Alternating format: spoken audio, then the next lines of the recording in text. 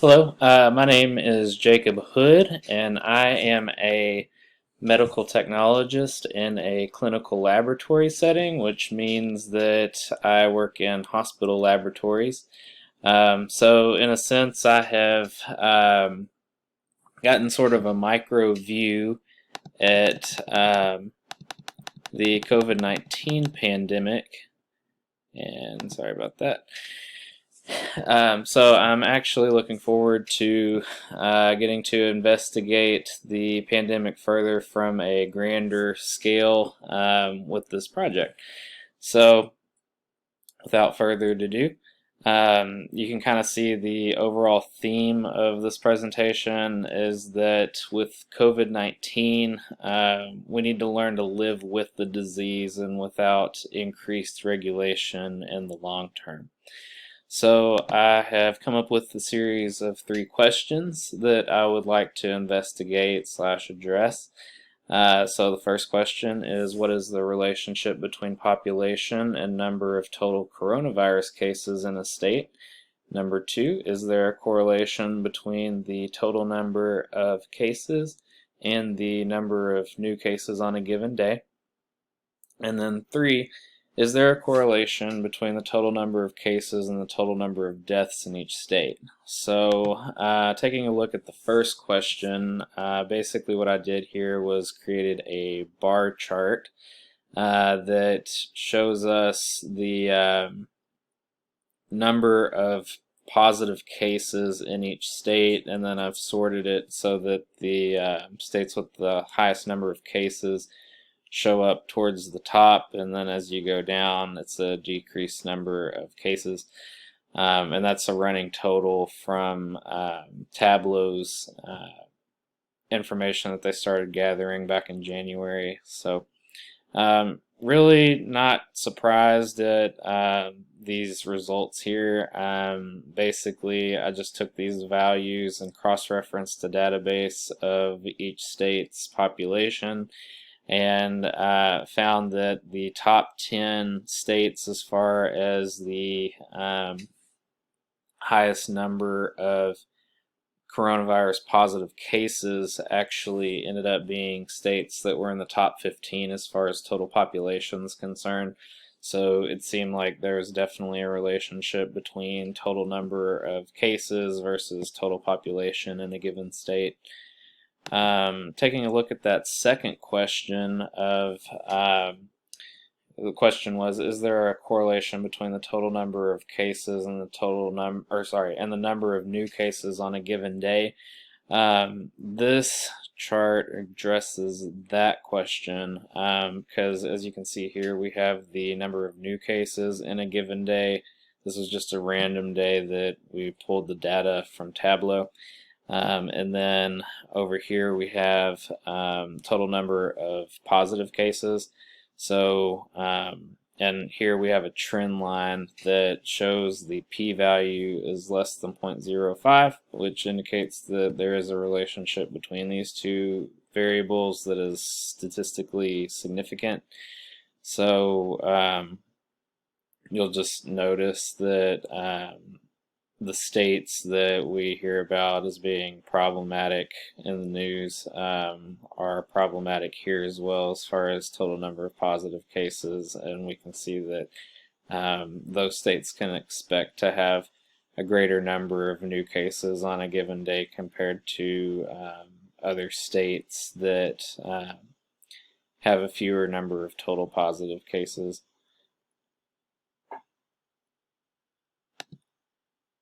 So here is actually the same set of variables, but one of the questions that arose while I was researching was that I was wondering if the same relationship between the two variables would still hold true if we weren't just looking at states, but looking at territories, or sorry, not territories, but countries. So as you can see here, if you take a look at the trend line, yes, that relationship does hold true. P-value is still less than 0.05. And then as we also always hear the U.S. is sort of struggling as far as their response to the pandemic. They've got a greater number of total positive cases, but they also, as we would expect, have a greater number of new cases on a given day. So yeah. So our next slide here, we're addressing the third question of, the question was, is there a correlation between total number of cases and the total number of deaths in each state? And to me, that's really the big question that we ought to be concerned about, because deaths are a little bit more serious than just contracting a virus that could potentially be asymptomatic, right? So taking a look at these values, you see the usual suspects that I had mentioned earlier: New York, Texas, Florida, California. But you'll also notice that the trend line here does indicate that the relationship between these two values is still statistically significant. Between the total number of positive cases and the total number of deaths. But just a couple of things to draw your attention to are the location of the states that fall above the trend line. You'll notice New York, New Jersey, Illinois, Massachusetts, Pennsylvania, Michigan. Louisiana is kind of on the edge there. Ohio, Maryland, Indiana, Connecticut, all of those states are either New England or Great Lakes states. Meanwhile, below the trend line, you'll notice that you have Arizona, Georgia, North Carolina, Tennessee, Virginia, Alabama, South Carolina. So all those states are sort of in the southern half of the U.S. What was interesting to me is that if you take a look at the difference between states above and below that trend line, you see Georgia as having a similar number of total positive cases compared to Illinois. But if you look at the death count of Illinois is actually almost double Georgia's. So it sort of caught my attention that there's such a distinct difference between the Great Lakes and New England regions as opposed to the South. So it seems like you could be just as likely to contract the disease regardless of whether you're in the southern half of the country or if you're in the northern half of the country. But as far as mortality rate's concerned, it seemed like you're almost twice as likely to die from the disease if you're in a northern state. So moving on here, we've got this is the same set of variables, but this time we've actually added the list of countries to the chart to compare to different states. And what kind of stands out to me is that whenever we were just looking at countries, the U.S. looked like this huge outlier, but now that we've broken the U.S. down to different states, you'll see that the majority of the states are actually in line with other countries. We just have a couple of outliers out here like New York and New Jersey. As far as total number of deaths versus total number of positive cases are concerned. So it was kind of interesting to me that if you look at New York, it has a somewhat similar number of total positive cases compared to Peru and Mexico, but it almost splits the difference between the two in deaths. Also, you kind of notice there's a lot of the countries that have supposedly had a better COVID response are only beating a handful of states when comparing the total number of deaths and total number of positive cases. So really it seems like only a handful of states are really sort of inflating the values of the U.S., whereas others are sort of more in line with how other countries are holding the are handling the pandemic. So the next handful of slides, we're actually still just looking at the same variables, but we've adjusted the axis to sort of get a zoomed view of some of these data points. And one thing that kind of stands out to me during all this is that given the fact that China is where the virus originated, and given our previous slide that showed that total population has a relationship with the total number of virus cases, China isn't really an outlier in the grand scheme of things. I don't know if we can quite see it yet on this slide, but we'll be able to here in a few. Now hang on, here we are. Yeah, so China is right here, sort of in the middle, so that kind of made me wonder if maybe that data point's really valid or accurate.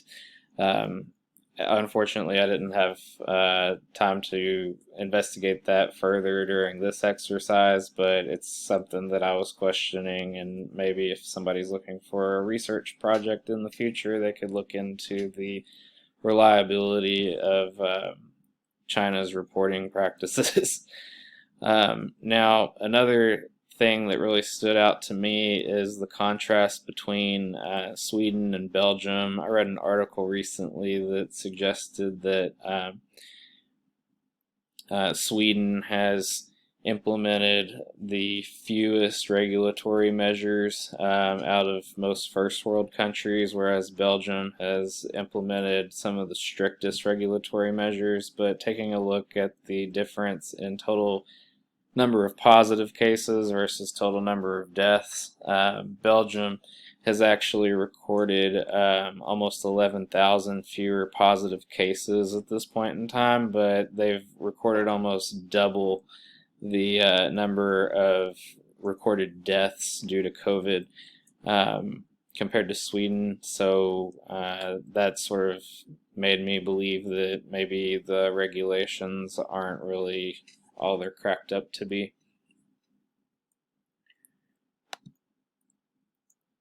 And then here we just have another zoomed in view. You see that we've gone from having like over 450,000 total positive cases to just about 75,000 or fewer. So you can just kind of get a better idea of, or you can just zoom into some of these points a little bit easier and see you know, how different states are faring, and how or some decent comparisons between states versus other countries. And again, the same trends are still holding true as far as the Great Lakes states and New England states still staying above that trend line, even compared to other countries. Whereas if you look at like Midwest or southern states, they're typically below that trend line. So again, it just seems like maybe that New England area is kind of bolstering our totals a little bit, whereas it looks like a pretty good chunk of the rest of the country is still sort of in line with where the rest of the world is, if not maybe a little bit better. And this is just another slide showing values of total positive cases at less than 10,000.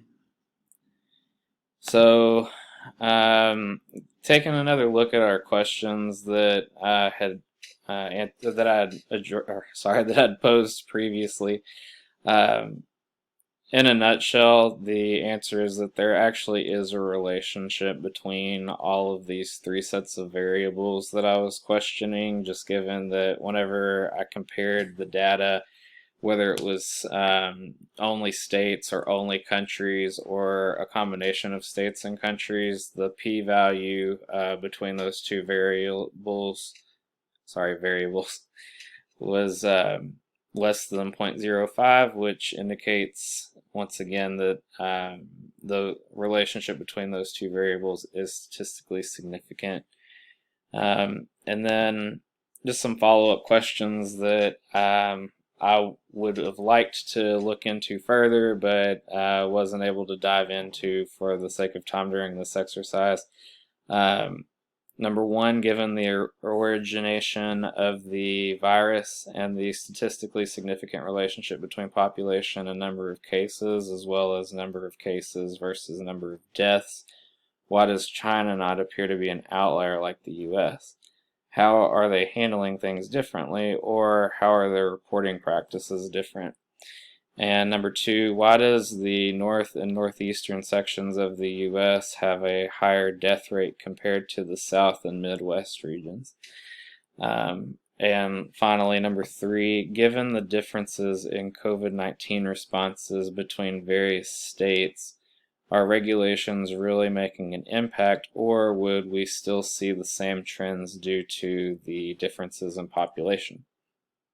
So, in conclusion, the data presented during this presentation suggests that regardless of regulatory measures, some trends such as the direct relationships between total population, total number of cases, total number of deaths, and the number of increased cases on a given day all hold true. Given this, I think we should work towards allowing life to continue alongside the disease rather than putting it on hold. We should take COVID-19 seriously, but recognize that regulatory measures may not provide enough benefit to outweigh the disadvantages. Thank you for your time, and thank you for watching this presentation.